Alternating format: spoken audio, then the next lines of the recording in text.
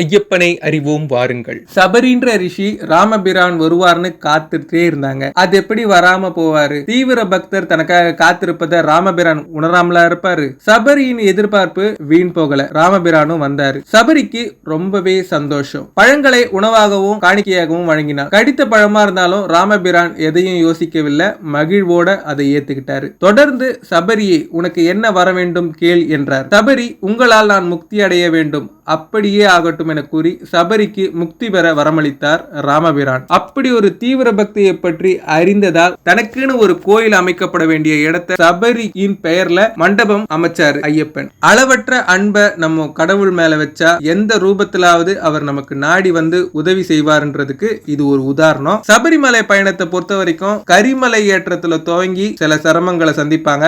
அடுத்ததா நீலிமலை ஏற்றத்துல அப்பாச்சி மேடு, சபரி பீடம், இதெல்லாமே உங்களுக்கு கொஞ்சம் கஷ்டமா தான் இருக்கும். இப்படி மலை ஏறி வரும்போது காடு மலை தேடி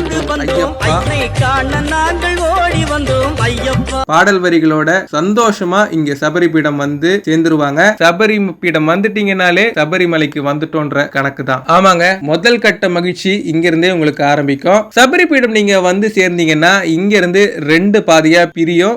ஒன்னு யானை பாதை, அது உங்களுக்கு இடதுபுறமா போகும். கன்னிசாமிகளுக்கு பிடிச்ச பாதைன்னு பாத்தீங்கன்னா இந்த யானை பாதை தான். இங்க ஒரு சம்பிரதாயமும் நடைபெறும். அது என்னன்றத நம்ம அடுத்த காணொளியில பார்க்கலாம். ஓம் சுவாமியே சரணம் ஐயப்பா.